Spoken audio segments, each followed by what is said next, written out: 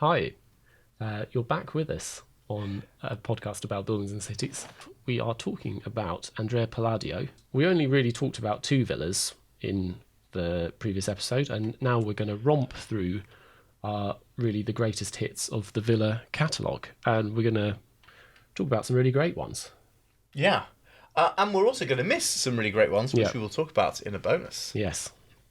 But we will try and get the story of what a Palladian villa is and the set of problems around it resolved. Yeah.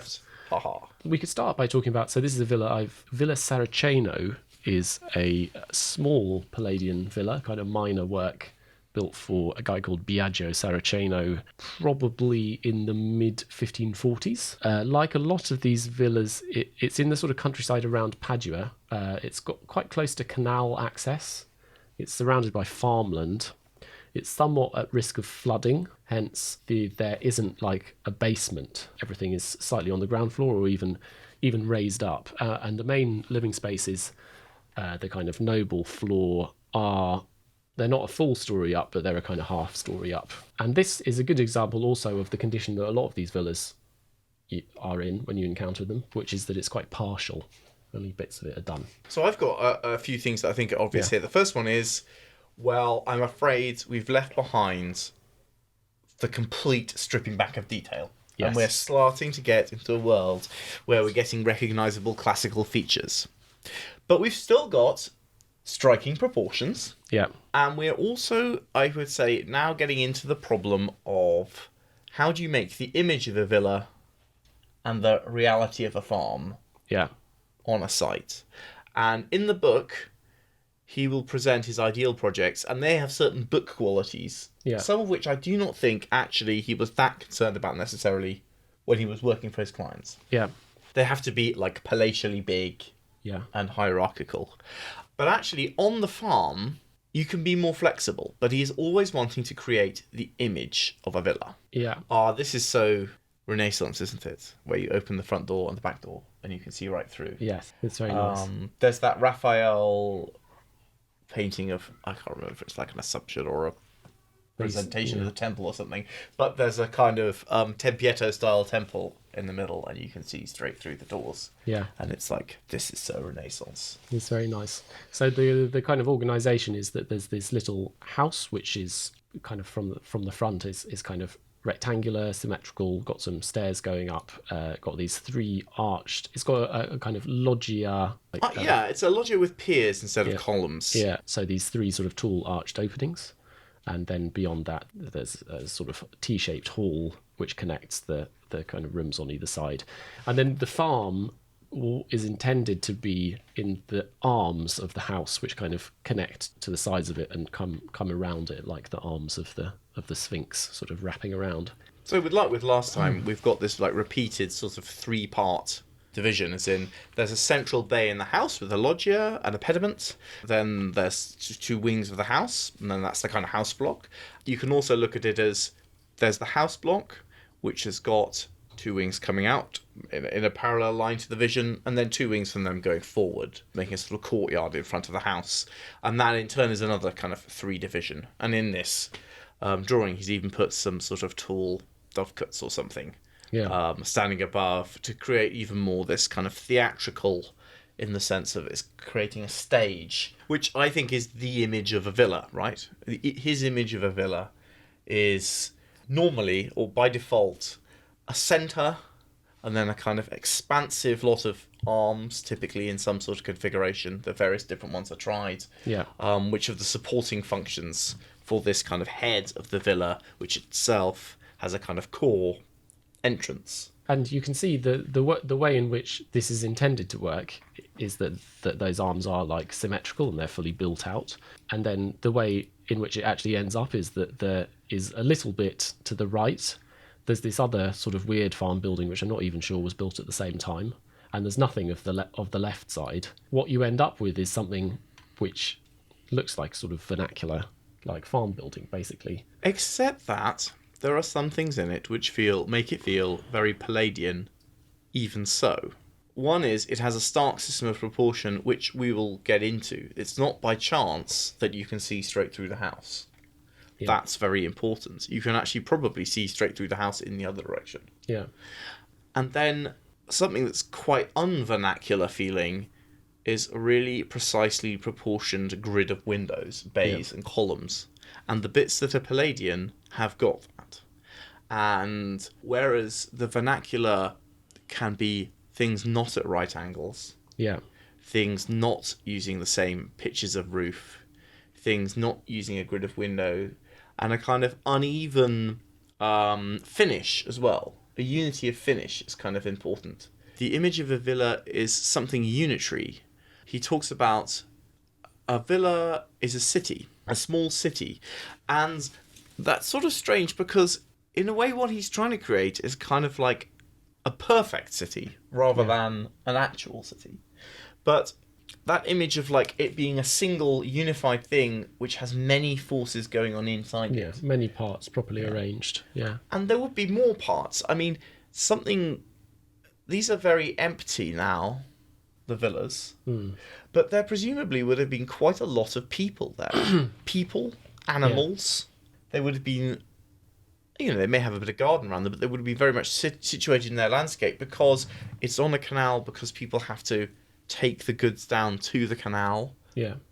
Things have to be brought in off the fields. There would be farmyard machinery, All that kind horses. And you do often see that in the plans. Not always, but sometimes there's a suggestion of a kind of subdivision into stalls or stables or places for wine making, these kinds of things that are occasionally indicated in the plans. Yeah, and I wonder how, like, having this thing which is really harmonious, Yeah. but with much more activity around it, it's, for me, a slight imponderable as to how that affects the whole phenomenon. Yeah, it would be nice. But rather like the Palazzi, they had lots of people. Yeah. They had commercial activities undertaken as well as... Yeah. No, when you visit them now, you're sort of you're in a sense seeing them in ruins, however well kept they actually are. Like the life has gone. One thing I think that would definitely be changed is, I think that the piano nobile, the suite of rooms which are for reception and the life of the family, would have been a place of quiet order and beauty, surrounded by hubbub and activity. Yeah. Whereas now the whole thing is ossified. Yeah. So we lose, I think, some of this like hierarchy of these divisions of the wings are for activity, and there's often separate kind of circulations for the master and his family, the servants, and the farm servants. And I think that all affects the vision of like unity and harmony. Yeah. This one actually you can pay to go and stay in, one of the few that's not owned by an oligarch or something. It's on the Landmark Trust. If you've got quite a big group of people, it's not very expensive. It's not very expensive. I went to a very strange party there with a lot of people I didn't really know, but I think we definitely worth a visit. I think we should talk about the plans. Now I thought in the last episode it was too much to get into. Yeah. To start to talk about the plan. We talked a lot about the classic Palladian presentation of a project, and this is not accidental, is a front elevation and the plan. Yeah. And these things are generally the point of maximum resolution. Yeah. Now, actually, he's quite clever and normally is able to bring everything together. Sometimes there are some problems, I think, in the resolution of things that are kind of away from that front elevation and the plan. But that's the key. I think later on we can talk about, I think, some of the difficulties. But the things that do work is, it's not by chance. It's, again, like the division of the elevation, the plan is extremely formulaic. In his book, which we will talk about in another episode, he says there are, like, I don't know how many, 5 shapes for a room? Seven, yes. And one is a circle. One's a square. And the rest are rectangles, including a square. Yeah. And they are rectangles which have a proportional relationship. So it's, a square where if you take the diagonal of the square... It's another rectangle. Another rectangle. A square and a half, a square and a third. A square and a third, 2 squares, that sort of thing. Yeah. When we talk about harmonics, it can sound very complicated, but it's really relating shapes to, like, musical harmony, as in, a thing can be doubled, or you can divide it into 5 and use that, or it's sort of multiples. Yeah.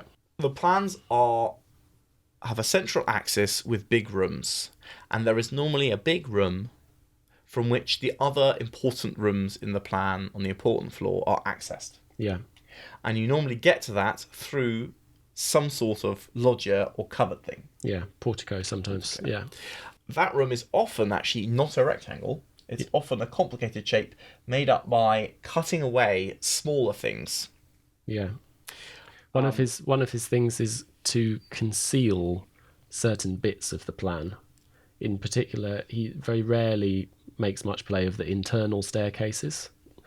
They're generally concealed in one of these sort of in-between pockets of space, whereas the external staircases are almost always a big part of the composition. The internal ones are suppressed. Except that because the internal staircase is a smaller thing, it gives you another unit of this harmony. Yeah. So you can have the scale of the big room, the scale of a medium-sized room, a smaller room off that, and then a smaller thing off that, which is a staircase. And they can all exist in the same proportional system.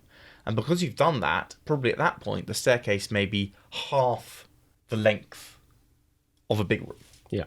And that allows you to create particular sorts of shapes, which kind of means you're sort of setting up a kind of offset grid where some of the lines are filled in and some are not. Which also means that you can have things where you can see straight through the building because there's a central access. The door's the same place at the front and the back.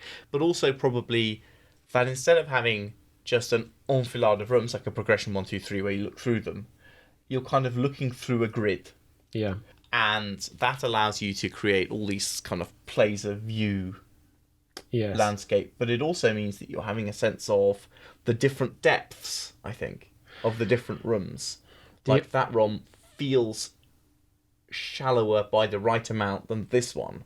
Yeah, he also has a rule about which scales of room, the connections between rooms you can shift in scale, but not by too much. So if there's a small room on the plan and a big room on the plan, it's rare for the biggest room and the smallest room to connect to each other. You nearly always go through either one or two in between steps where the scale of the room gets smaller. So there's a kind of logic of stepping up and stepping down between rooms of different sizes. But you can have a really small thing of a big thing, and the way you can do that is by having it by something which now feels like it's an object in a room. Like a staircase. Like a staircase, yeah.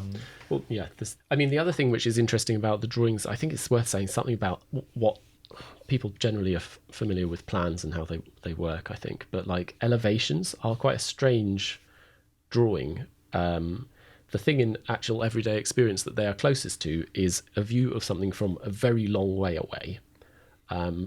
But the thing that they do is to like collapse distance. So that we're looking and we see, as it were, the ends of the projected arms of this building, and we see the front of the building, and we also see these dovecot things, which would be, I think, right at the back, on the kind of back corners, but they're all just right on top of each other, and they become this pure play of two-dimensional geometry where everything is sort of collapsed, but also, you're kind of forcing a way of seeing everything at the same time, and also seeing relationships which in space you would never actually observe at all. Like you would never. Well, there's a slight exception to that, which is that these are villas in a flat countryside.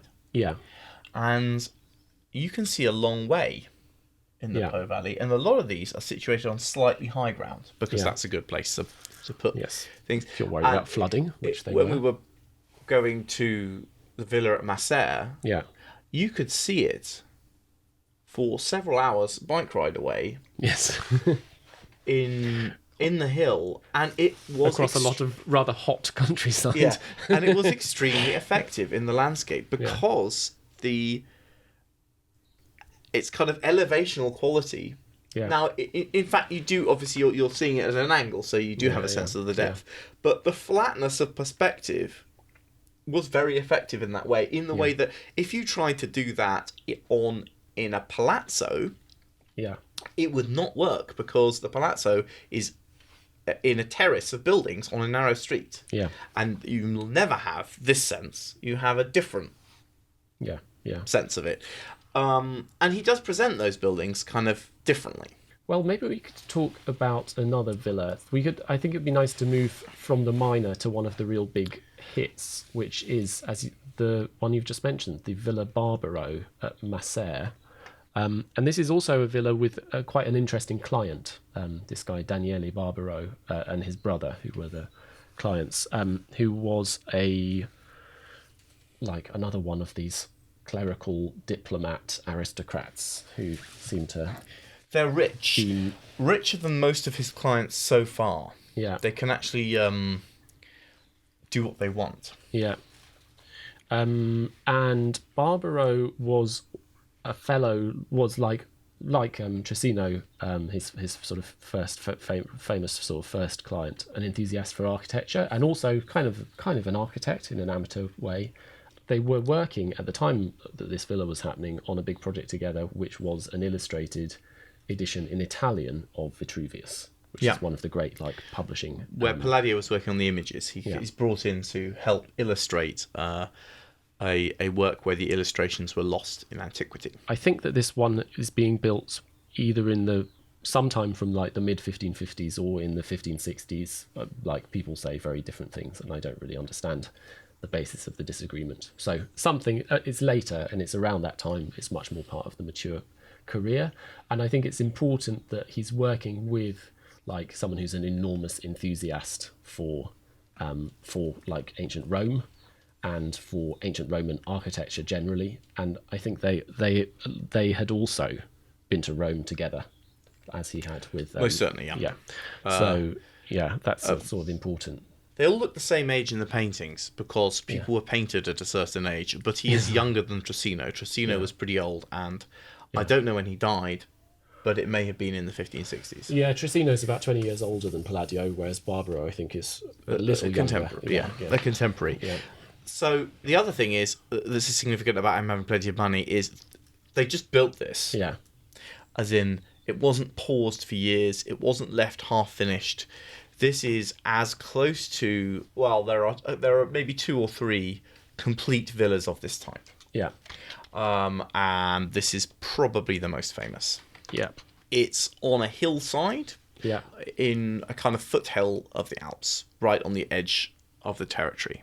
There's so much going on here. Firstly, we can actually see the thing. You've got a central block, which isn't much higher than the wings. Yeah. But protrudes quite a way out of it. It's got a pediment. It's richly decorated. Yeah. There's 2 side wings that come out from that with arched loggia. Yeah.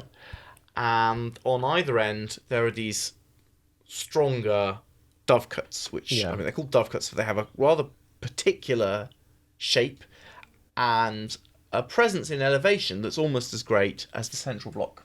Yeah. So it kind of reads like 3 things, all of a similar sort of height. Yes. How do you want to describe this?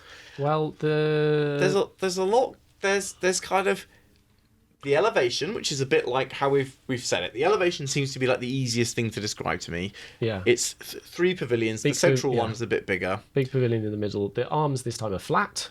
They kind of go across. They don't curl around sphinx-like to the front. There's a secret garden hidden behind that we can talk about. I think we'll do that. We can talk about in a minute. But I think the main thing is to sort of break it down into parts and sort of talk about the key parts. There's the central pavilion, which is where the kind of main rooms are. This is the sort of the house. Is got a big classical pediment, very big and grand, and 4 columns on the front. And there's a theory that this whole bit is a kind of quotation, more or less, from the Temple of Fortuna Virilis, which is one of the most complete Roman temples in Rome. It's this sort of, which looks quite similar, except obviously that you don't have walls in between the columns in the same way. It's funny that people really pick that out, because for me, they don't feel that similar.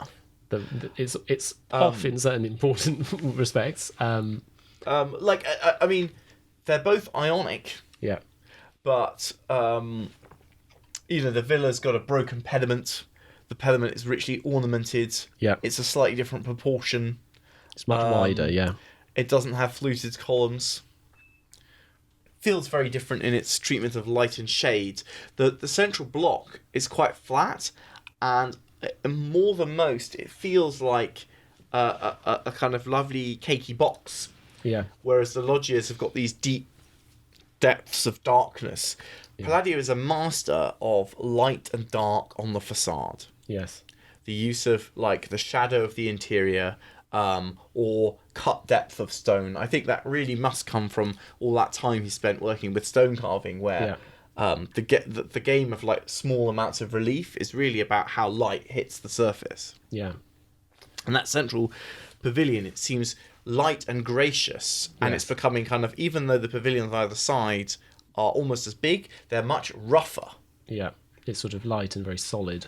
Yeah, whereas these side ones, these I find sort of strangely not very classical, the pavilions at either end. They've got massive, like, square sort of panels for big round sundials on top of them, which have got kind of little wings that come up and little pediments on the top, all very flat. Looking a bit like very curious like a kind of Renaissance church front or something, but like a bit of a... I feel that has got to be kind of a reference to that. Yeah. It's like the circle in the square that feels like it could be a rose window in a square church front. Yeah. Basilica front. And it's got... I mean, I think this is one of the more decorated of the villas. There's like a lot of like incised kind of faux stonework on the facades. It's a complicated villa because it's got a number of things that are all going on at the same time. There's a route from the front to the back. There's a kind of service route, which is the different areas which can be accessed from different points. Yeah. So the way you get into the living quarters is from a dedicated staircase that goes into the loggias only. Mm. And the house itself is kind of complicated division across a couple of floors. It's got a much more complicated circulation than we saw with like Saraceno is very straightforward. Yeah, most of them are very, very easy, and you can read the circulation in all of the main kind of residential spaces like more or less in one go. Whereas here you do have to reconstruct a little bit what's going on. It's like a lot more. It's a lot sort of thinner. The kind of the form of the house is actually the overall plan of the house part is almost like a 2 square rectangle, which is very unusual. Yeah, and it's got a kind of pinched waist. It leads as to well. a real problem, I think. But yeah, so it's very long. You go up in the middle of it. Yeah, there's a cross-shaped main hall, entertaining hall, with rooms off it and staircases kind of cut into it. And then on the other side of where you come up, there are, I think, bedrooms. There's 3 more rooms, sort of libraries. And it's very fun the way that the circulation is divided, kind of feels clever. Yeah. But it also feels, there's a quality which I think is kind of subversive, which is where he doesn't, as long as the image is right, I get the feeling where he doesn't really mind what actually goes on behind the kind of image being completely consistent. He doesn't mind if bits of the farm come into the house or bits of the house come into the farm. Yeah. Really. As long as the elevation works. As long as the image is the image of a villa. Yeah. And you can use all of this space to make this maximum grandeur. Yeah. Which I think is very clever and quite, I don't know if it's modern, but it's a kind of clever, it's a conceptual freedom. Yeah.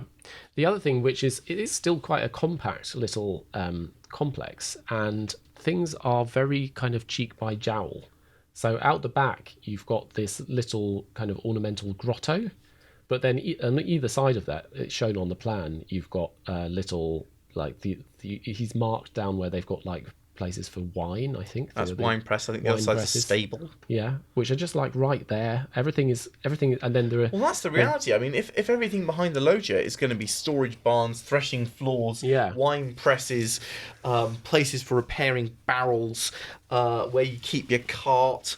but the contrasts are very extreme. Of wood. And presumably the loggias themselves would have been full of, drying timber, all kinds of stuff, like people cutting wood shavings. Very tough environment. But the pretty bits are very pretty, like the sort of grotto out the back has this little semicircular pool. It's got lots and lots of statues. It's got this all of this kind of plaster sculpture. It feels like something from an extremely palatial garden, but it's right next to like these a very really little bit utilitarian. of. At the same time, there were these sort of manner. Like Vignola's got a huge house from a bit earlier than here that he designed, which has got these succession of sunken grottos, which are tiny little things in a very big house. Yeah. I forget which. Yeah. And this feels like it's got some of the pieces of that. Yeah. I thought this one, it's really unsurprising to me that they were working on Vitruvius. Because this has got a lot of the pointers that you want in an ideal house by the standards of Vitruvius or Alberti or Palladio. Yeah. And I sort of kind of checking them off. But, it's got like this sort of unity of purpose, this perfect shape, but it's also got on the sunny side, you've got the big warm rooms, and on the cool side, you've got the small bright rooms. Yeah. It's got this, it's a little grotto, but the little grotto has got this complicated, higher up the hill is a cistern fed from a spring, and then water is fed by that pressure to drive a fountain, which then goes into the pond, which then drains into the kitchen, which then drains into the irrigation system of the orchard. Yeah. And something that might be surprising for people if they're reading Vitruvius or Alberti is the interest in machinery as a really central part of what ancient classical architects did. Yes. There's interest It's in all part of tinkering. the same thing, yeah. And then we've got architectural hierarchy on the front, perfectly proportioned Ionic columns, Yeah. and sort of mythology in the grotto, Yeah. and a succession of like austere front, cozy back. Yes. It feels like lots of. I couldn't quite kind of put together all of the rules, but this little sunken place feels like in the heat of the summer you're meant to be cooled by this water in the shade. Yeah. But if you get bored of like reading your Horace or whatever it is, you can go and like shout at the guys for not making wine fast enough in literally 20 seconds. It's it's in the next door room. One of the great advantages of the interconnected sort of circulation is that all these things are very, very close. Yeah. I thought we should talk a bit about the interiors as well, because the interiors of these villas tend to be painted, and these are some of the best ones. They're by Veronese. This is, I think you can skip that. This has got the best paintings. Yeah. A lot of them have got good paintings. This has got paintings of extremely high quality. And they are, like a series of mythical and allegorical scenes painted on the walls and ceilings. And there's also a big interest in like trompe-l'oeil and illusion. Lots of figures and things. Well, like, their 6-year-old daughter is coming out of a painted doorframe. Yeah. The master of the house looks down on you from an imagined balustrade on an arched ceiling. Yes. At one end of the like central enfilade the central cross view is the painter Veronese dressed up as a hunter just off the hill. Yeah. And I think the patron is at the other end. Yeah. And they sort of look at each other down the whole length. Yeah.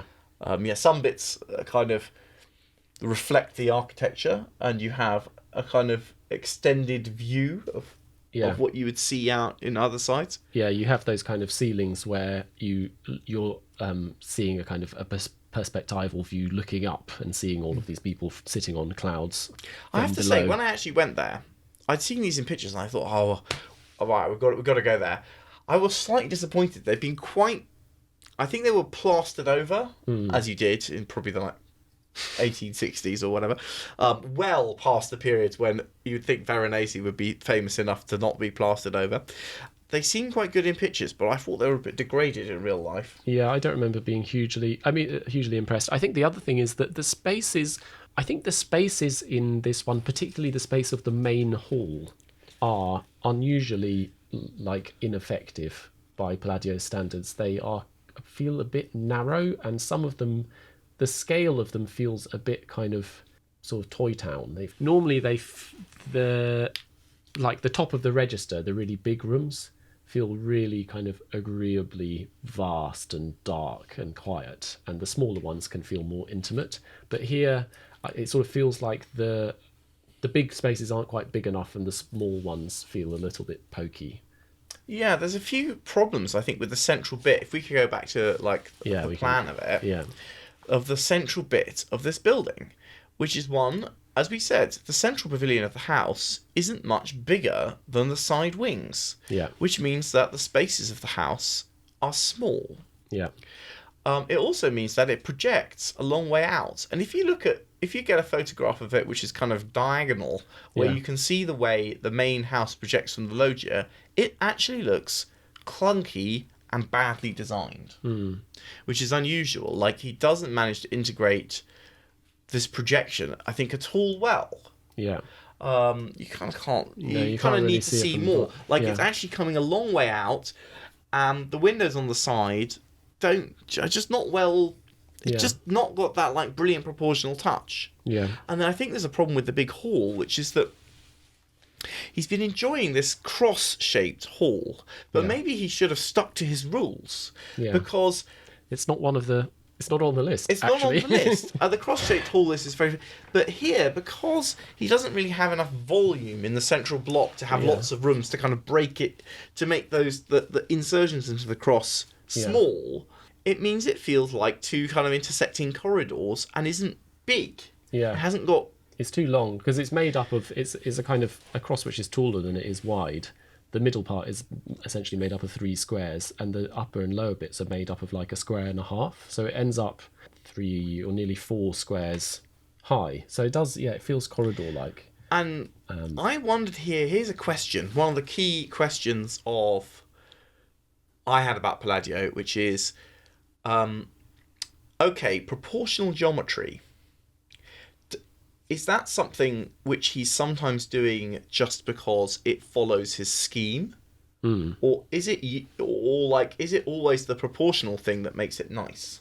Do you think he has to follow these rules to make good spaces? Because here it seems very much to me like he's followed his proportional schemes to the letter and made it worse.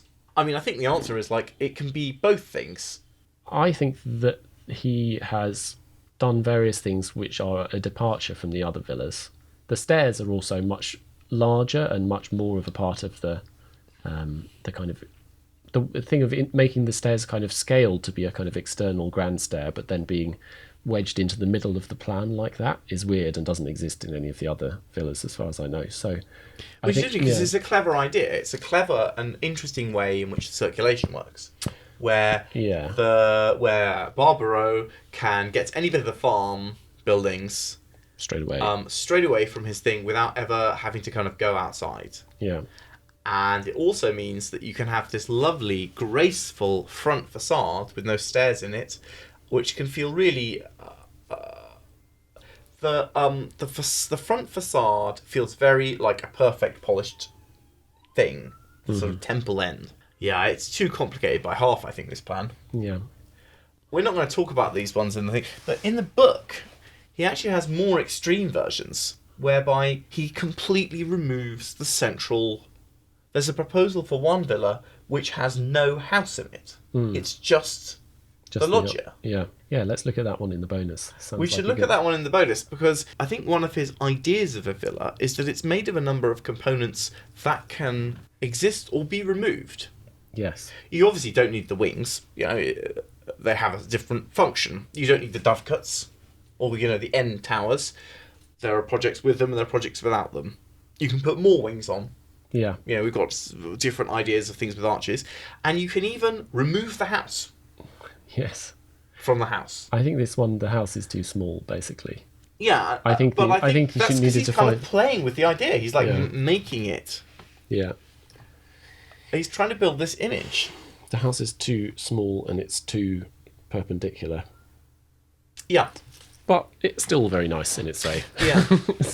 There's other things going on. This one's got like arrangements of gardens which occupy quite a bit of the plan drawing. Yeah. But I don't think we need to get into that. Maybe we could...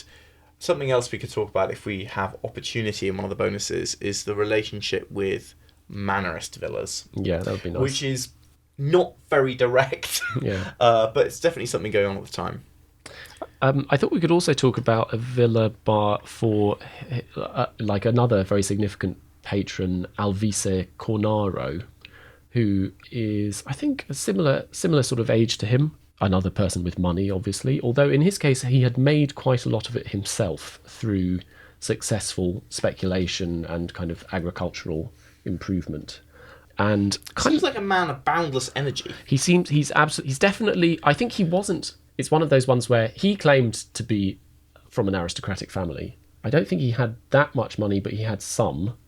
But he does have the like boundless energy of a self-made man, even regardless of whether he is or not. There certainly are lots of important Venetian Cornaros. Yeah, but who he was certain he was related to, but they were less certain. Like I think the last Queen of Cyprus was a Cornaro. He was another person who was interested in architecture, wrote books about architecture, wrote books about all sorts of things. He wrote kind of significant books about hydrology and this whole thing which was going on, kind of diverting the rivers, draining the land, irrigating the land, kind of creating productive farmland, and also regulating. A little bit later than this time, there's basically like a whole kind of hydrological scheme for the whole lagoon of Venice, where they have to divert. They realise that there's this gradual problem of silt building up in the lagoon, and they divert these sort of significant waterways away and have some canals, and it's in the next century. But it's kind of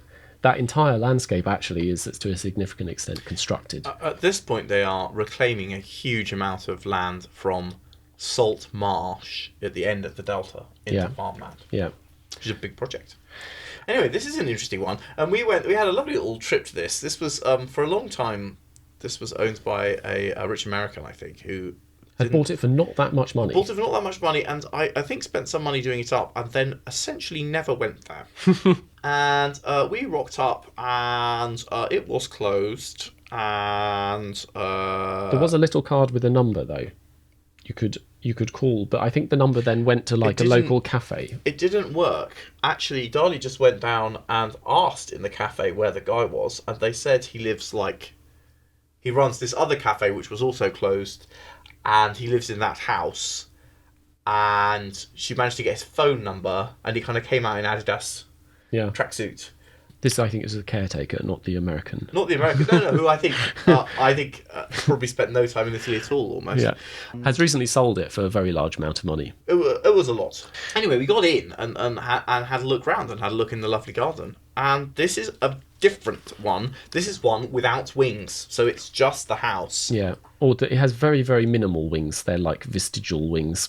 It's it doesn't have the loggia, but it's the It's also got a very different situation because this is a villa on the edge of town, and one of the significant things which it does is to kind of have two faces, a sort of town face and a kind of garden face. Both of which, and what's interesting is that there's the same portico on both of those sides, but integrated into the building in a really different way to create these two quite different kind of appearances.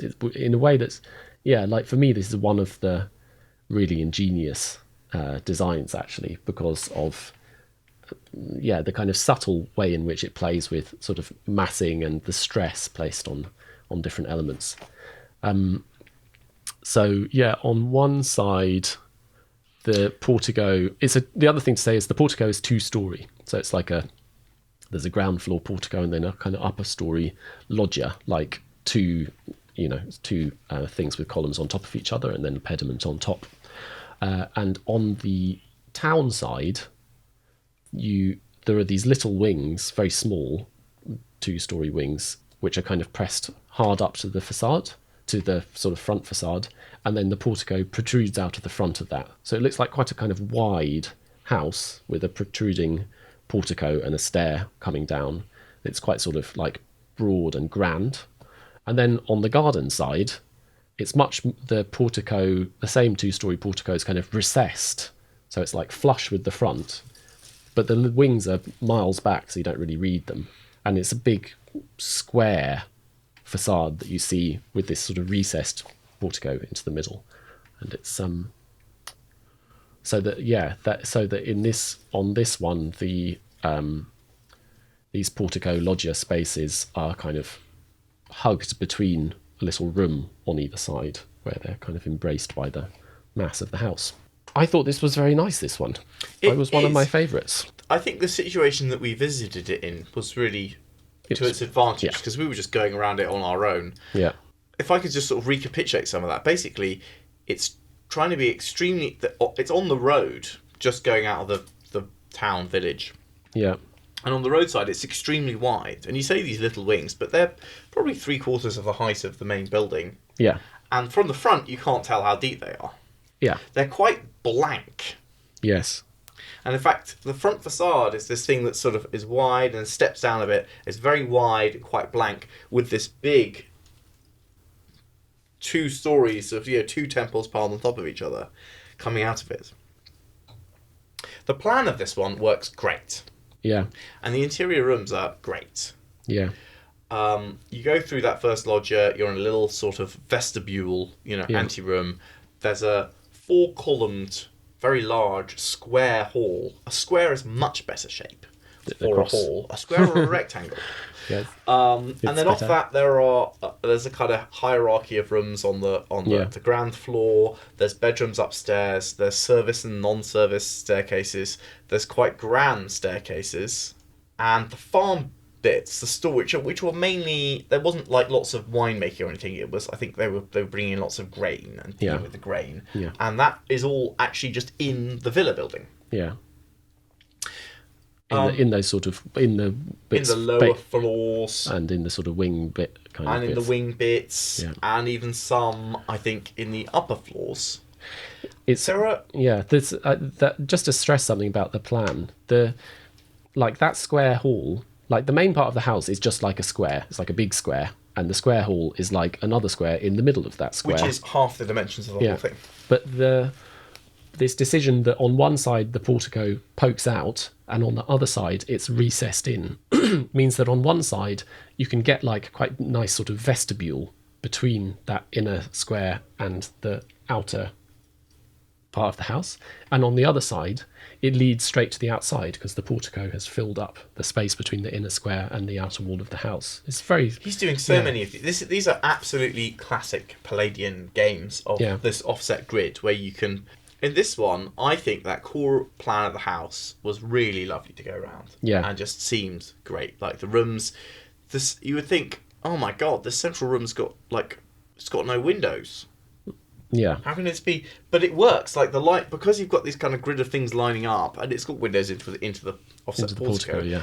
And because there's great light in Italy, that all stacks up.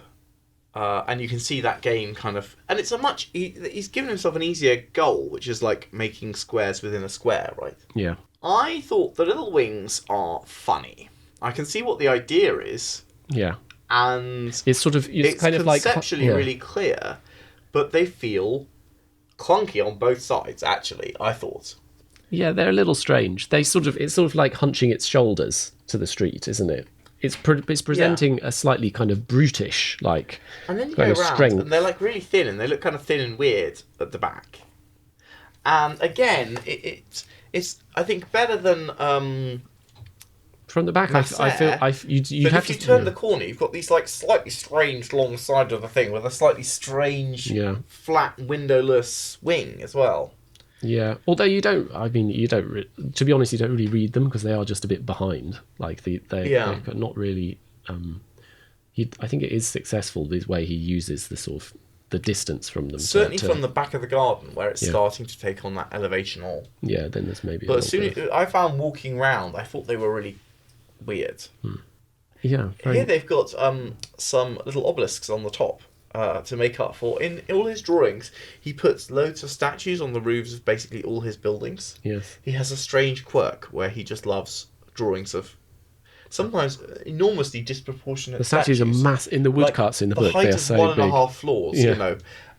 It's safe to say they were always value engineered out, if they were even part of the plan to begin with. I think when we talk about the book, we could discuss what is going on there because they seem very strange. I'm kind of fascinated by the character of Cornaro because he seems like, he has this. I don't know how to describe it. At one point I was describing it as like Malcolm Gladwell energy or something. He sort of seems that he's an expert on everything. And actually, by far his most influential book is this one, I think originally called Discourse on a Sober Life, but we also variously translated as things like How to Live 100 Years by One Who Has Done It, which if you go on Archive, like there are so many editions of this. It's like done, basically had a kind of midlife epiphany where he realized, he wasn't treating his body right, and he got some scientific principles and worked out what the right thing to do was, and he did successfully live. It's not clear whether he really lived to 100 years or whether he was slightly making that up, but he definitely lived a very long time. Had thoughts on how to do it. Have you got any recommendations? Primarily it is about not eating and drinking too much. It's a sort of certain amount of we wouldn't call it like calorific restriction. You shouldn't drink more than 400 milliliters of wine a day, and you eat about a third of a kilo of food, that kind of thing. You should try not to eat like too many different dishes, and I think hot sauces possibly are indicted in one form or another. A thing that villa has, which all of them have, is that it feels very whole and harmonious. Yeah. And resolved, except for there's sort of, I think this is also one where there were various. This was not completed in Palladio's lifetime by any means, and there were various stages of work. So you got to take some things with a bit of a pinch of salt, but it feels like a very resolved work. Regardless of how it necessarily got that way. The reason I comment so much on the things that don't feel resolved is that they seem so clunky compared to the level of resolution of the other bits. Yeah. When if you've got an empty room with like 3 windows in it and there's one little thing lying on the floor, you notice it, whereas if the room was a tip, you wouldn't. I feel like we've internalized so much the image of what these things look like that they just seem like old mansions. This is just what old stuff looks like. Old architecture. It has pillars. It's sort of broadly whitish. It's got square bits. He was the first person to successfully put the temple into the building. He invents this idea of having the temple sunk in as a loggia. Yeah. I don't think anyone. So lots of people have been putting temples on the fronts of buildings for a long time in various ways, and people put them. But it being this resolved, on that outside, looking at the Medici house, it was not resolved. Like there were these different elements, and they hadn't been integrated together. And he has managed to integrate into the form of a block that is a house, which was a very established type of the time, the details of classical architecture. Yeah. And I guess that's the second great innovation. So we've got these innovations of harmony, proportion, and shape, with where you don't worry too much about the materials. You use like paint as the big material.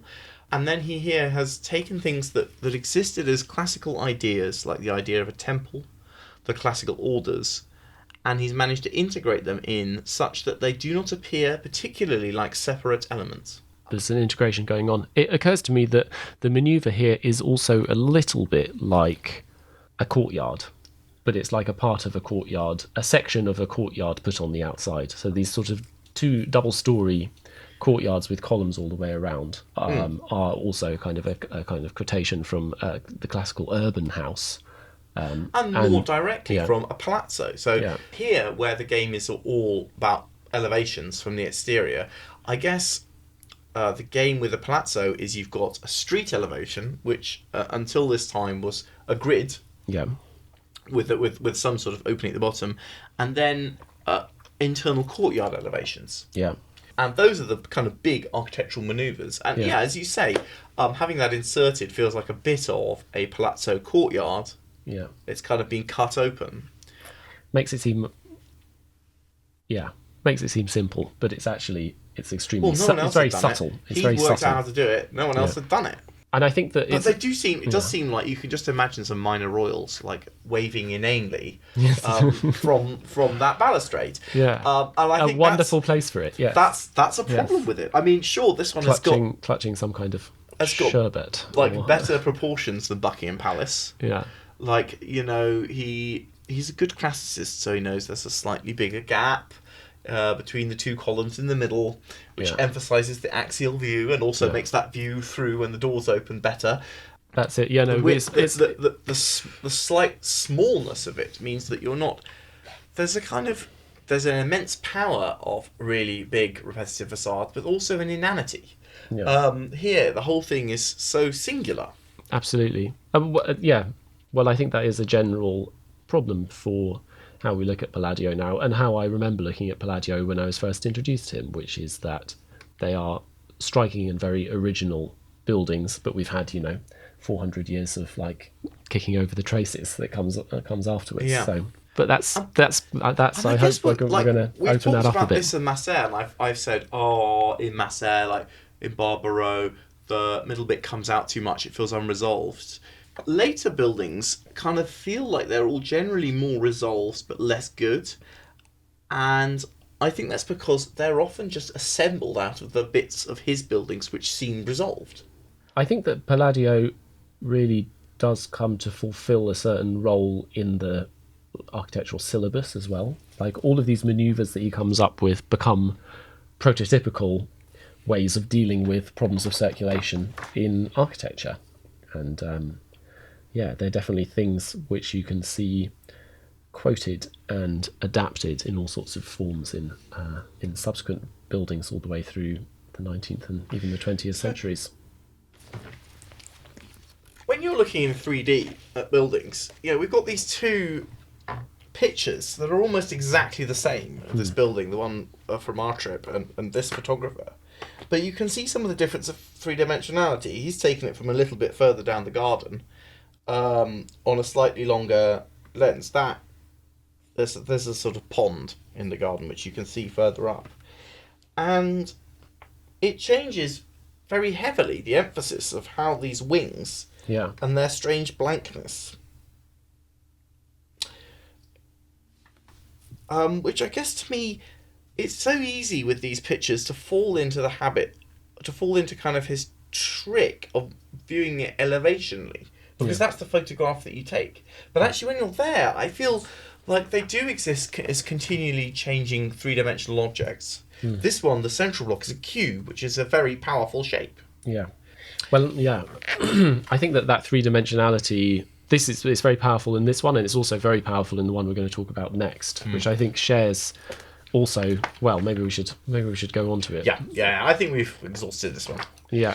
There's an enormous amount more. We could do an episode, I think, per villa, no problem. Yeah, it would be no problem at all. We wouldn't be skipping over things at all too much.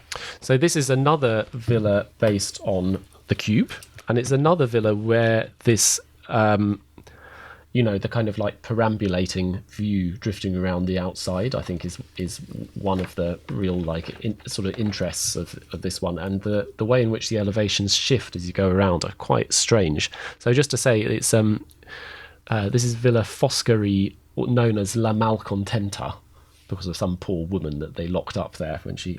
I thought the real reason was that was the name of the village beforehand. Well, this is the story. Yeah. I'm not adjudicating any matters of fact here. It was the nickname. Apparently one of the Foscari's spouses was locked up there while they all went off to hang out in the city or whatever. It doesn't have agricultural buildings. There is this big pedestal, which obviously you can see is quite roughly expressed. Another one, as with the last two, built in this was probably built in the late 1550s. What we're going to see as a big development of this is this sort of three-dimensionality, the way in which the different faces of the cube play off against each other, and then even more than Cornaro, kind of layering, collage and sort of integration in a very novel way of classical elements, things taken from Roman buildings. Yeah, shall we talk about temple fronts? I mean, I feel like there's some stuff that is so obvious. You don't need necessarily say it. That we haven't said it. But, I mean, so prior to this time, people have been putting temple fronts on buildings a bit. Yeah. Although not for very long. So we saw that right at the start of the last episode, where we looked at this Medici villa, where that's the kind of move that they've done, is to stick pedimented kind of temple front thing onto this villa. villa. In the previous generation, it had been a controversial thing, and they were mainly put on churches. And there was an argument between people who thought this was a pagan thing and something and classicists who said, no, this is how the ancients venerated gods, and it's a great way of honouring gods. But it also turns out to be very adaptable. At this point, that kind of argument's finished. Yeah. And people haven't got so much of a problem. They're like quite used to putting... The Gothic's gone. I mean, what else are you going to do? We've only got Classic now. But people had put them in houses, but they hadn't made them part of the house in a way that really works. As in, they were often like a thing stuck on. Yeah. This is second order. In Cornaro, he'd worked out how to make the temple front fit in. Yeah. And here he's doing a really complicated sort of temple front. They did do these in antiquity, which is where the temple sits on a narrow plinth, which you get to from a curving stair up the around the sides. Yeah, this one, there is a theory, again, of quotation that this is built... I've forgotten what temple this is meant to be based on. Let's get the 4 books, because it's in there. The temple, on the temple below Trevi, between Foglio and Spoleto below Trevi, can be found the little temple illustrated in the following designs. I think this one's a bit more convincing. I also think he lavished a lot of attention on this. Yeah. There are lots of drawings. He's really interested in it. It's kind of different. These are his drawings where you've got this... It's got side doors, which are separate from the portico. I think you could only get to the portico by going through the temple. Oh, yes. The Springs of Clitumnus is the... There we go. Yeah. But yes, it is. It's this little temple where it's kind of sitting on a big... quite dramatically on a big plinth. I've rather perversely used a Piranesi drawing rather than Palladio's own drawing to illustrate this one. But you can definitely see the relationship between it and the house. And the this kind of rugged plinth element becomes the part of this bottom story service area. It's really exciting because it allows you to put in a rugged lower layer which feels like it could be a rocky outcrop. Yeah. And then make that architectural by putting cuts in it. Yeah. But you've got this thing which can then have it's a very solid thing, and have a thing of columns above, which is a lattice work. Yeah, so our Piano Nobile, our kind of main inhabited floor, is being pushed quite high up now, and it now has this very grand first floor portico where you can sit out overlooking. There's a canal very close in front of the house. It's the Brenta, the main canal with many villas on it. Yep. So allowing both. It means that you can also this is a little bit more of a party house type villa. Like, this is a relatively short journey from Venice. You can get out of the city here, I think, in I don't know, probably like half a day without too much trouble. We could say something quickly about the plan, although for me the real interest of this one is in the different elevations. Let's just say it's got a good cross plan. Yeah. There's a much more successful, I think, cross-shaped central hall. Yeah. I think partly successful because it's so tall. Yeah. With a vault. Yeah, it's got big vaulted ceiling. I've not been in this one. So it's very nice, it's very nice. And it also... They're kind of simple, well-formed rooms around it. And also just the cross is a lot stubbier than it was in the Massea Villa. It's a shape that works, but I think having the relationship with the height is important as well. Yeah. And then you've got some very interesting stuff going on in the elevations. So on the front, we've got this big portico, we've got the stairs on either side, and then again we have these, we have a few pretty minimally expressed windows, just like little punched openings, and we've got a prominent banding. There's an architrave level with the top of the portico, and there's a kind of banding at the top of the plinth. When I was first discovering Palladio a long time ago, I found this was another villa I really liked the elevation of.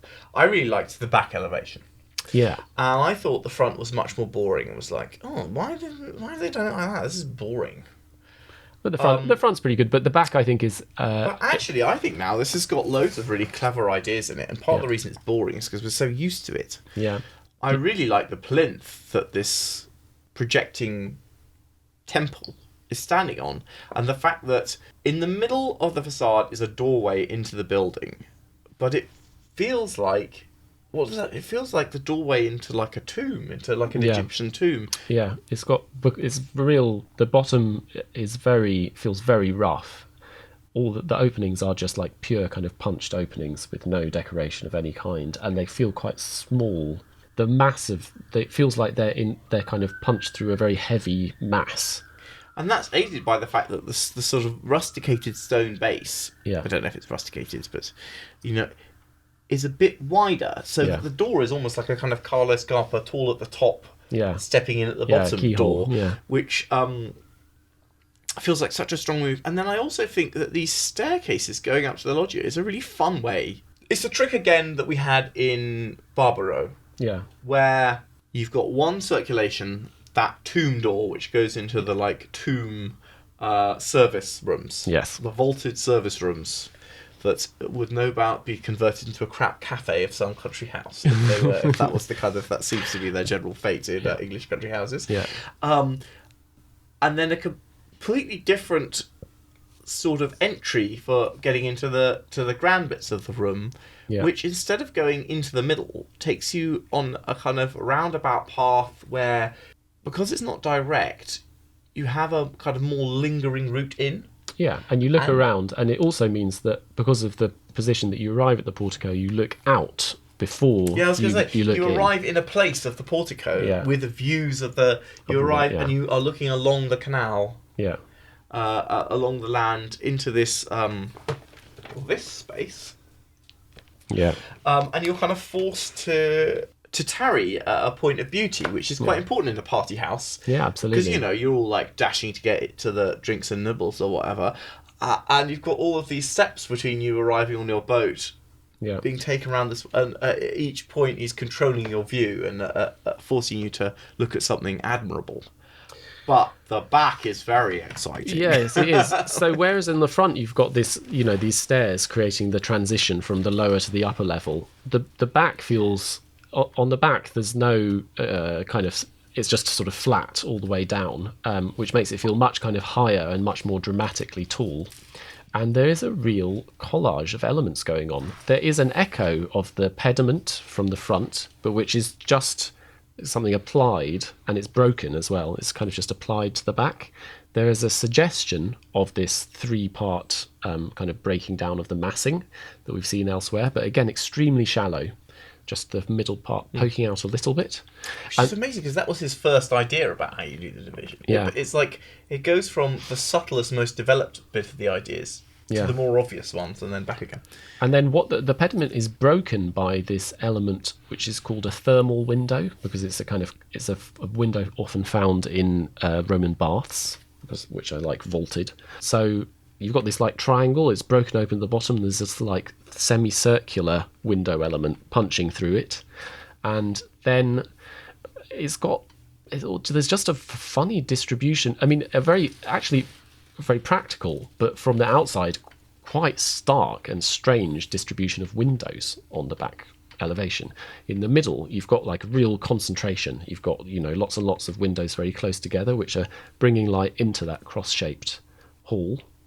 And then there's a lot of blankness, and then there's a little sort of vertical set of windows right at the edges again, as you were saying, right in the corners, which kind of dramatise the edge of the house. And it's extremely... And there's lots of other stuff going on. There are some strange windows which are cut in half by the pediment. There's a sort of dormer sitting in the middle, which is kind of creating a little sort of face poking up at the top. That weird little dormer, which seems like a weird little thing on this facade, is a really much more common... There are several buildings of this period by radically different architects working in different bits of Italy that could have that weird little dormer on top. Yeah. Which seems like the weird little detail in a really powerful facade, but there would be the key thing. Yeah. But it is... I mean, this to me feels like the classical language treated as collage, basically. It works because proportionally and graphically, it's incredibly well considered. Although there's a lot going on, it really hangs together. And there's also this like incised stucco treatment which goes over it all. So it's got this kind of like suggestion of stonework, which kind of runs across the whole thing and allows like this even more detailed sort of breakdown and kind of sense of forces and a kind of lines moving around. But it is like really, really peculiar and really strong, this elevation, isn't it? I think this one is very clever and is really successfully is like creating a lot of tension and resolving it. Yeah. There's just so many things done to add energy to it. At a really basic banal level, yeah. Don't put the windows in the middle of the gap you've got for them. Put them right at the edge. That's more energetic. It makes the edge stronger. Don't leave a flat plaster. Carve blocks, but then put lots of really expressive arches that could be taken from highly rusticated stonework all over it. Those are kind of minor moves. The big ones are, what are these things suggesting? At a really obvious level, things coming slightly out of a surface kind of suggest something within. You kind of instinctively imagine that like tracery of a pediment kind of being part of a submerged temple within the facade. Yeah. But, and here's an element that is transgressive, there's the thermal window, which talks about the double height hall inside this cross-shaped, really cool, very tall hall, which you can see into, which is transgressive of the temple, because you can't have the temple and that double height hall. Those are different suggested interiors. Yeah. By the way, the like proportional relationship between these things is perfect. And then, hang on, this hall is kind of strange. It's across 2 floors. Has he really put 6 windows on one small wall of the inside of one room? Yeah, he has. That's exactly what he's done. And it looks great. It really stitches together a more horizontal strength, which is added to by banding.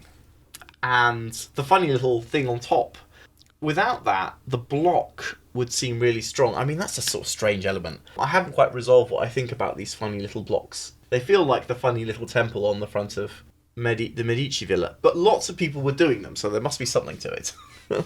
Yeah, generally when you're trying to set out one of these sort of classical facades, it feels like one of the big maneuvers is to reduce the number of elements and to think about the way in which they repeat and the spaces between them.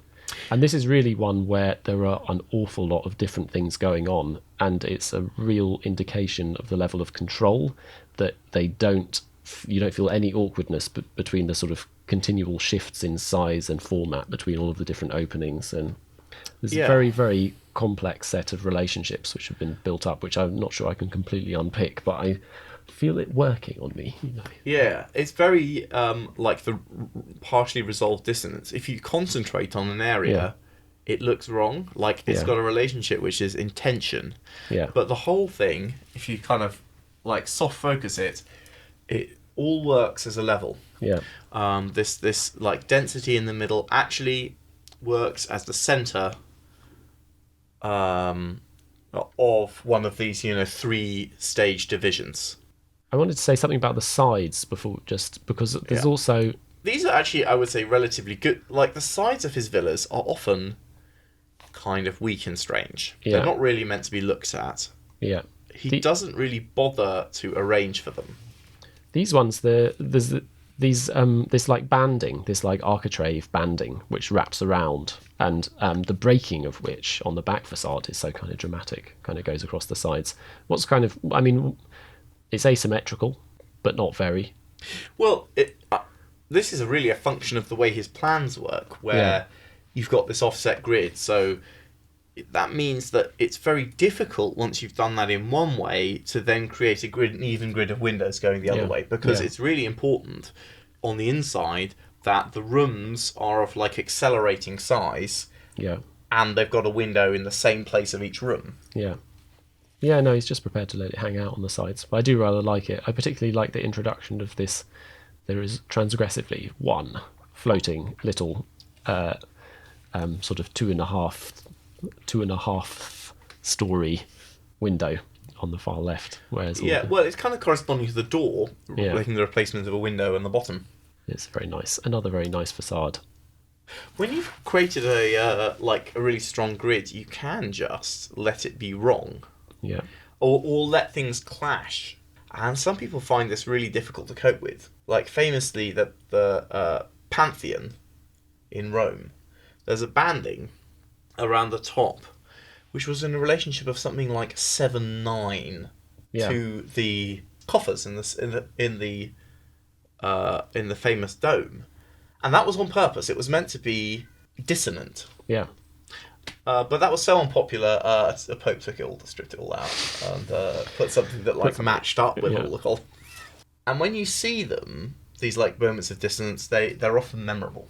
The materiality of this one is rather attractive. I think it was slightly derelict around the turn of the 20th century and then got done up. But it means that you do, the stucco, you can see the bricks through the stucco in lots of places, and you have this real sense of how, I don't know, how modest in some ways the actual materials which are being put together to make these things are. On the scale of materials, I call absolute bullshit on that. All the bricks, these columns are columns that get very slightly thinner as they go up. Entasis or whatever it is. Yeah. Which means that basically every level of brick is unique. Well, you just rub them down, don't you? Sure. You have to rub each course of bricks down a different amount. Yeah. Up the column.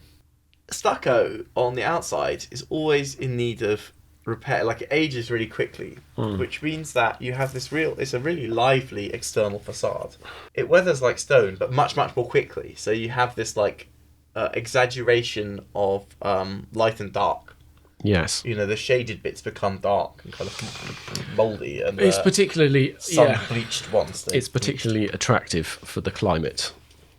Looks very good in strong directional sunlight, especially towards the beginning or end of the day. We've been building up to what is actually the most famous of all of Palladio's buildings, I think, the Villa Capra la Rotonda, which is another sort of party house more than a villa.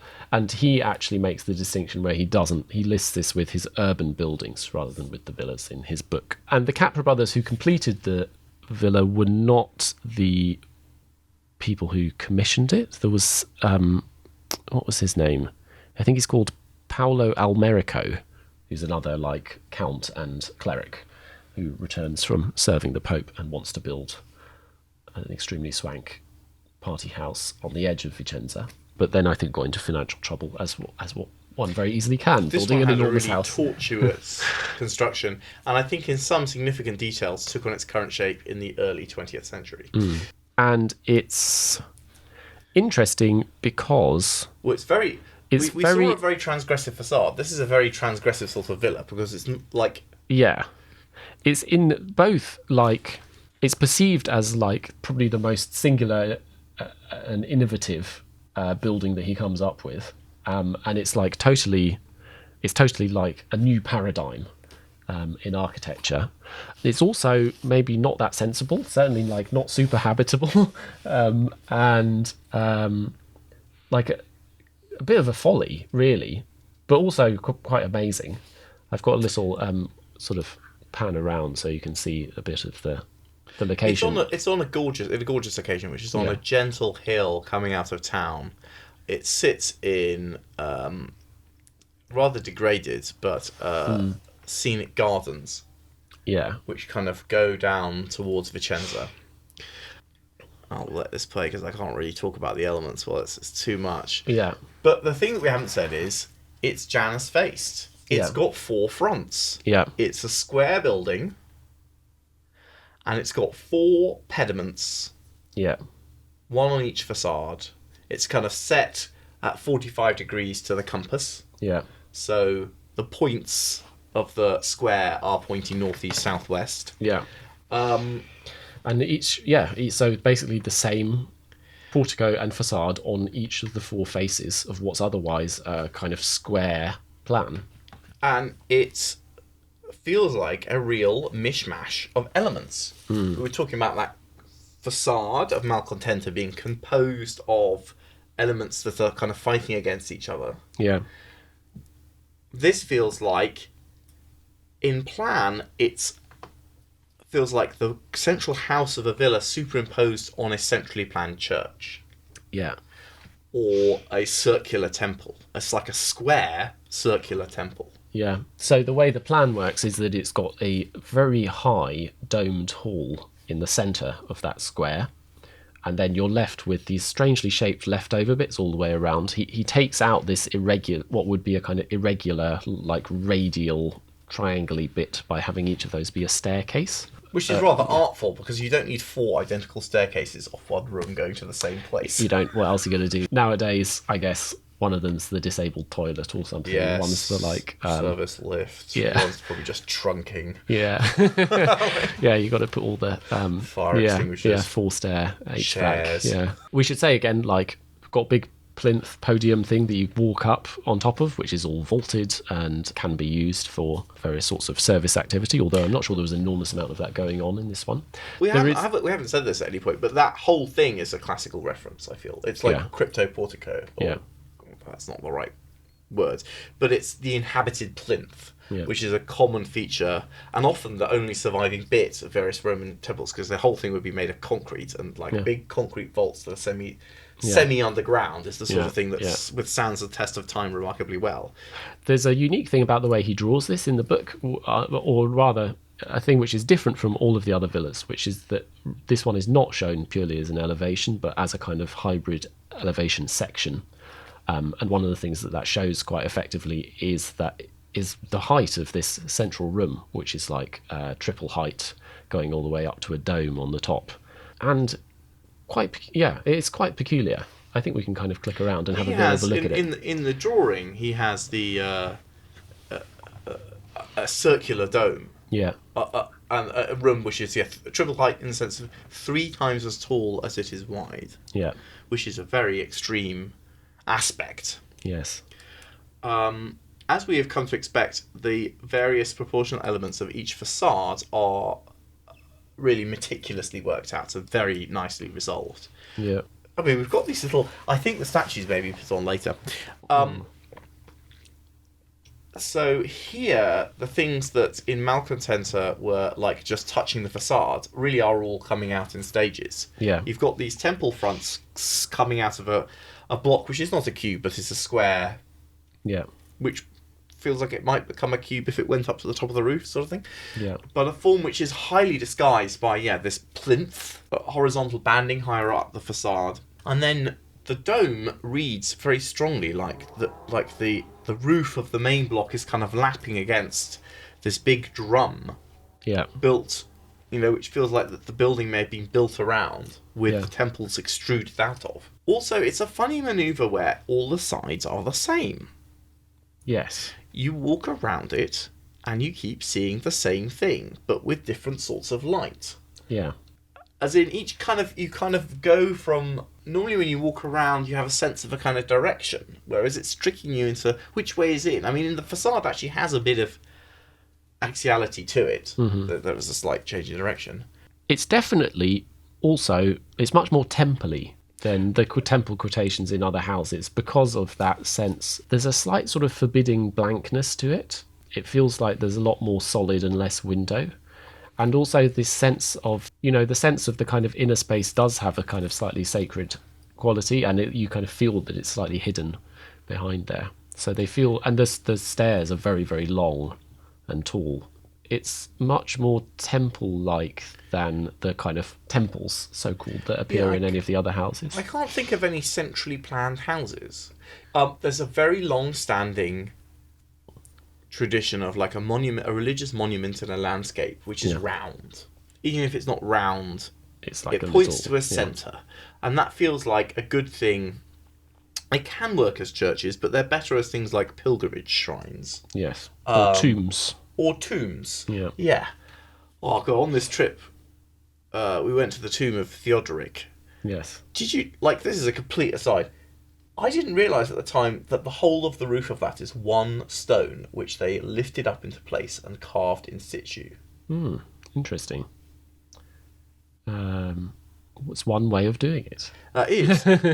It's a remarkable building. It would not deserve an episode, but it's a really extraordinary example.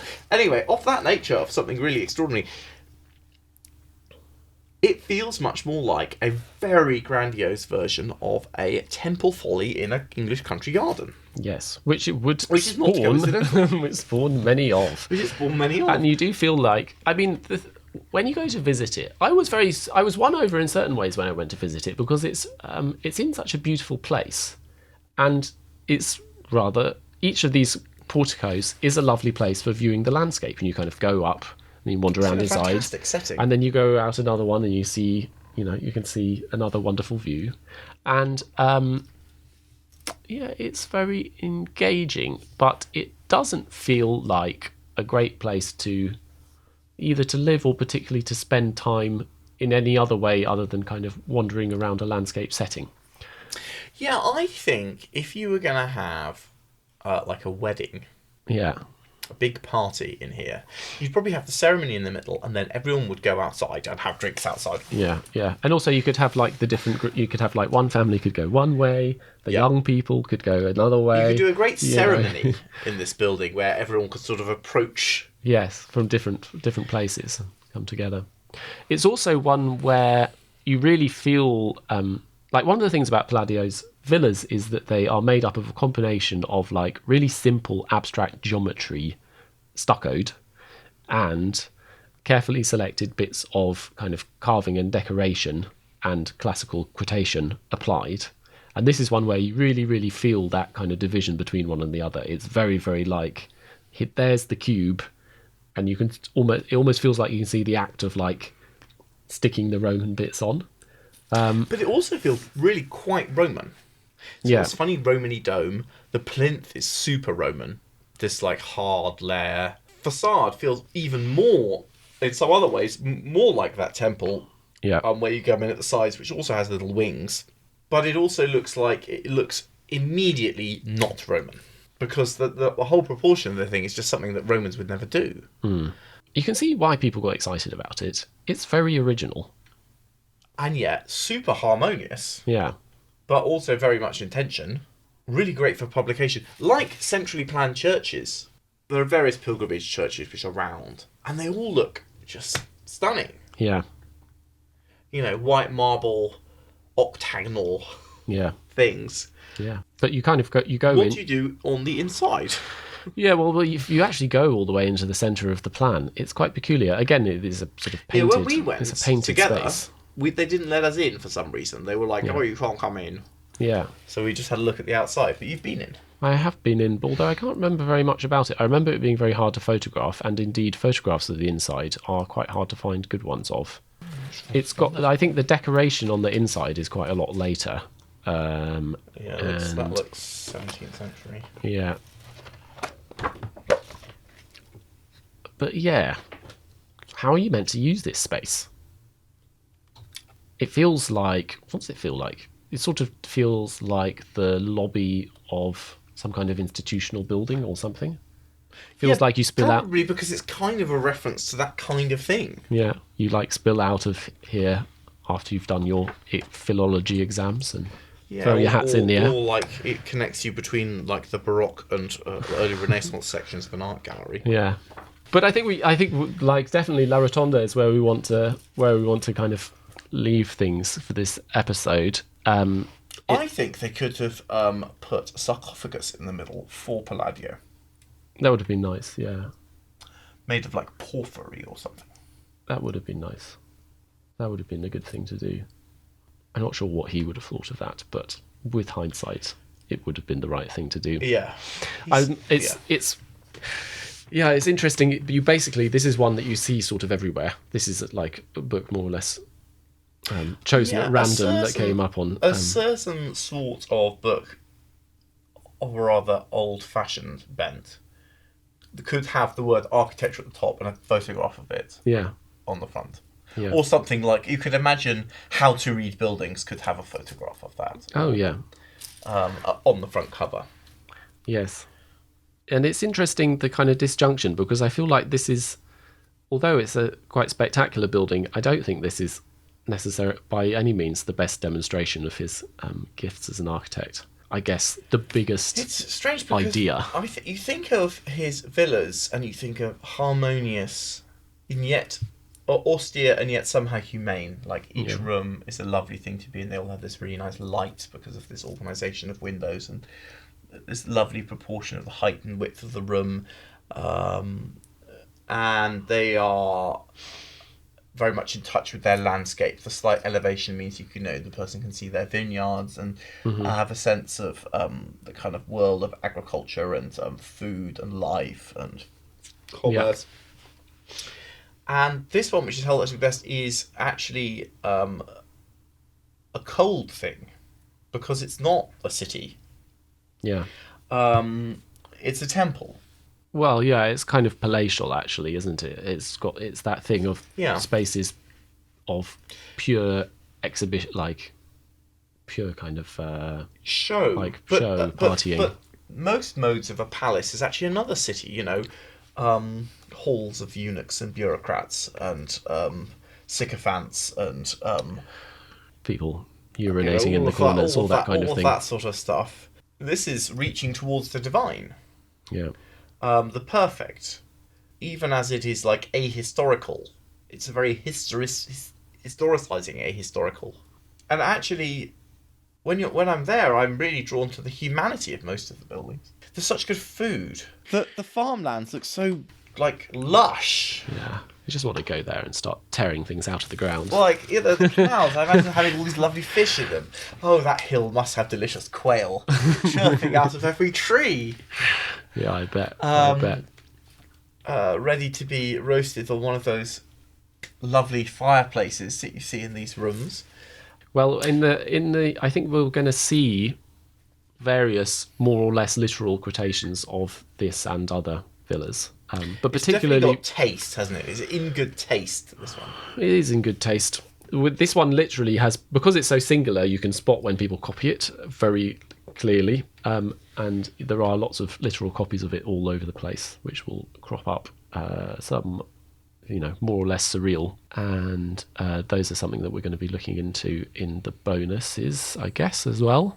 We're not going to stop entirely talking about the domestic architecture on the main episodes either. We will have a little bit to say about Palladio's urban palaces, which obviously are another dimension of his architecture.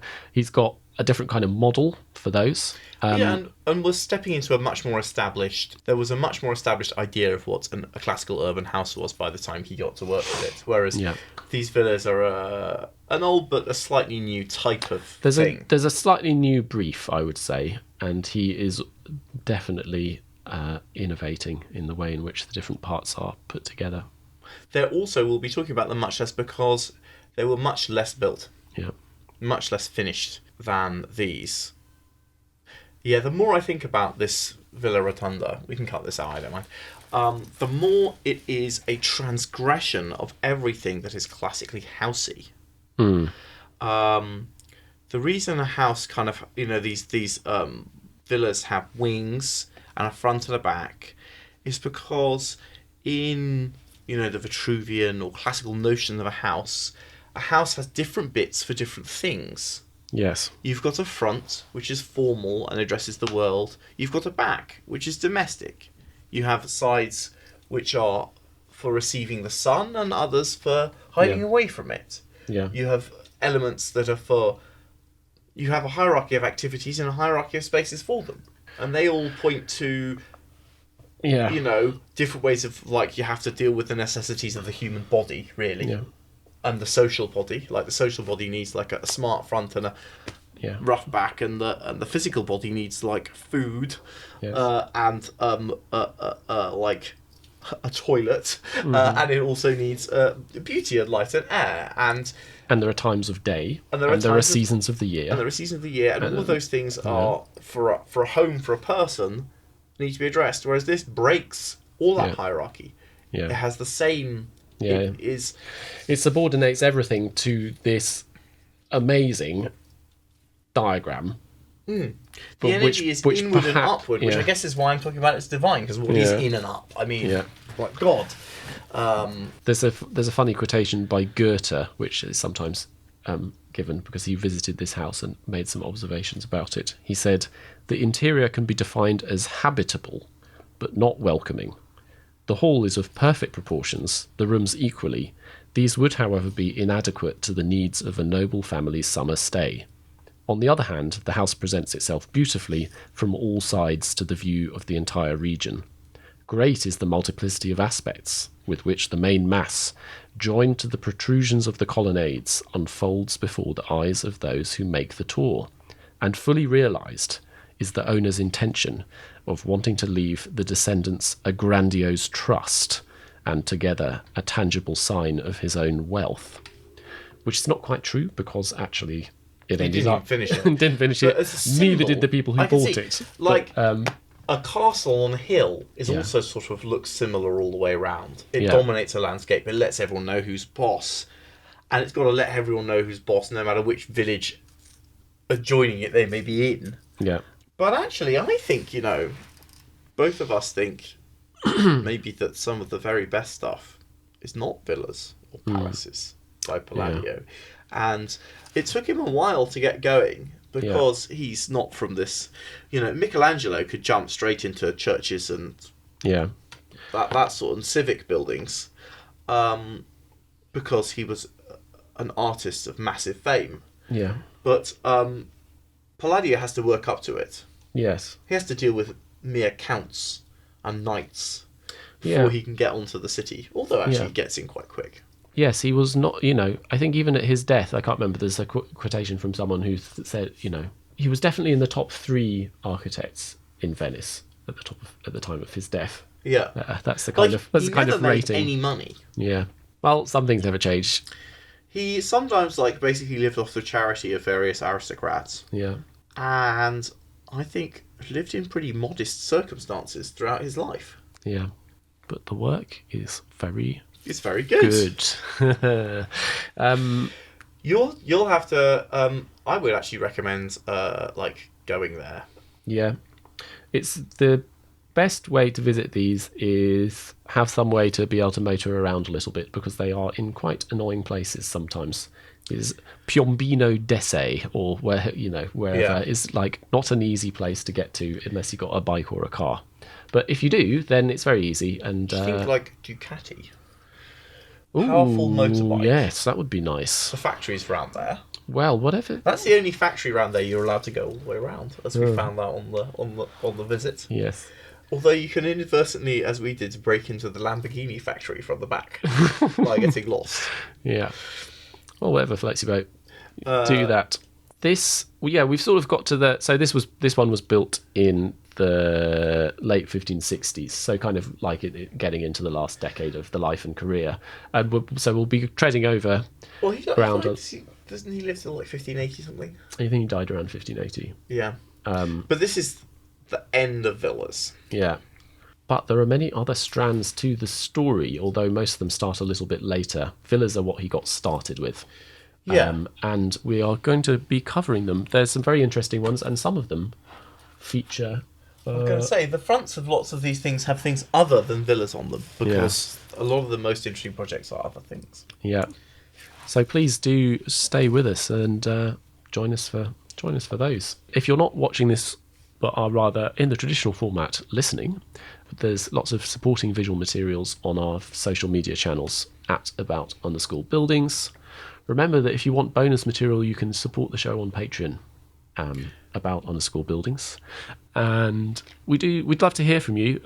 It's sort of funny, this is one of the, apart from Le Corbusier, I guess this is the biggest figure in architectural history that we've taken on, and we'd love to know what you think of it. So let us know your impressions, memories, if you've been to any of them, what you made of them. I guess here we're falling into different... With Le Corbusier, the trouble was we felt we had to give like an episode to everything that deserved one, Yeah.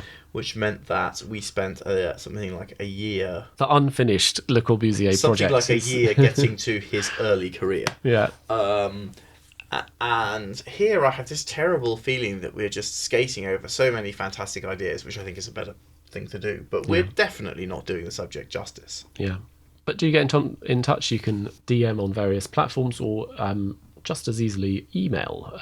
There's the email addresses on our website about buildingsandcities.org.